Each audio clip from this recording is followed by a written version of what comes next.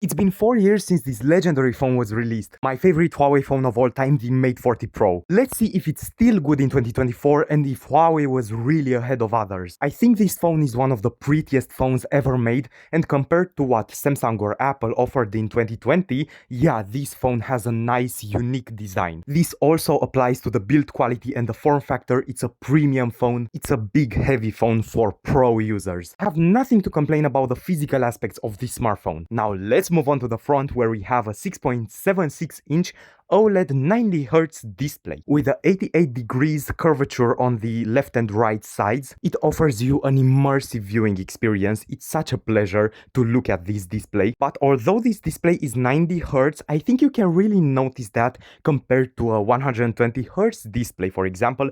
So yeah, that's why I'm giving it only half a point. Now, the battery life, it has a 4400 mAh battery, and you would think that after 4 years it wouldn't last much, but I have 99% maximum battery capacity, and it lasted me a lot, like 7 hours, something like that on SIM data, which is amazing for me. I remember one day I left home and I used the phone for 1.5 hours with the mobile data, and it went from 97% to 85%, which is great for me. About the battery, I have nothing to complain, and the charging speed is also fast. It charges with 66 watts Huawei Supercharge and 50 watts wireless charging.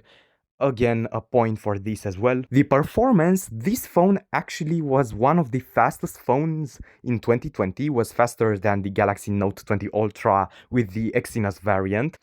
It's fast, it opens apps fast, it doesn't lag in the software, so nothing to complain about. It also has 5G connectivity, so yeah, nothing to complain really. Now the cameras on the back, we have a 50 megapixel main camera, 40 megapixel ultra wide cinematic camera, and a telephoto camera with up to 50 times zoom. The pictures are really good, I have nothing to complain about, but the video quality, it's not for professionals, I would say. Like, of course, if you're a normal person and you film something outside, the video quality will be just alright. But if you're like me and you film inside with artificial lighting, the quality is not the best. Now, the software, we have EmotionUI 13 globally, which is not the latest version, but we have the latest security patch. I made a video about this. Just half a point for Huawei not supporting the Mate 40 Pro, which is one of their best phones with the latest EmotionUI update.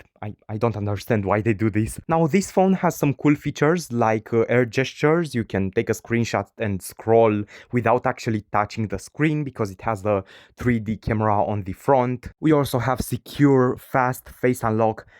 We have a fingerprint sensor under the display. And lastly, the price. I would buy this phone in 2024, definitely, but not for more than 300-400 euros, because you have some newer models that are supported with software and stuff like that. But if you find a device like this for 200-300 euros, it's really worth buying.